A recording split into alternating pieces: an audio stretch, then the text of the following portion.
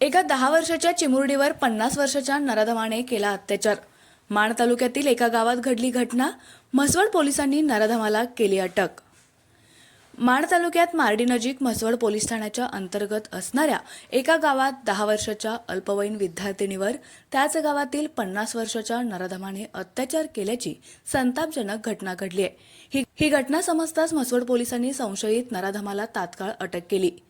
मार्डी गावानजीक असणाऱ्या एका गावात ही घटना घडली असून या गावातील इयत्ता 4थीच्या वर्गात शिक्षण घेत असलेल्या चिमुरडी आईसह राहत असून दिनांक 27 सप्टेंबर रोजी आई काही कामानिमित्त मार्डी या गावी गेली होती।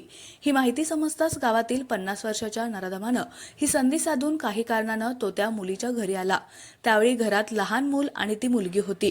त्या नराधमानं घरात जाऊन मुलीला दमदाटी करत तिच्यावर अत्याचार केला व ही घटना कोणाला सांगू नको म्हणून दमदाटी केली। 2 दिवसानंतर सदर मुलीला त्रास होऊ लागला, त्यामुळे आईनं तिच्याकडे चौकशी केली असता ही गंभीर घटना आईच्या लक्षात आली।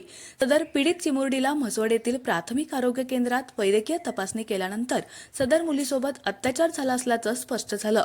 यानंतर म्हसवड पोलीस ठाण्याचे सहाय्यक पोलीस निरीक्षक सखाराम बिराजदार यांनी आपल्या टीमसह तात्काळ सूत्र फिरवत संशयित नराधमाला ताब्यात घेतलं आणि एक्का वन न्यूजसाठी एकनाथ वाघमोडे, दहिवडी।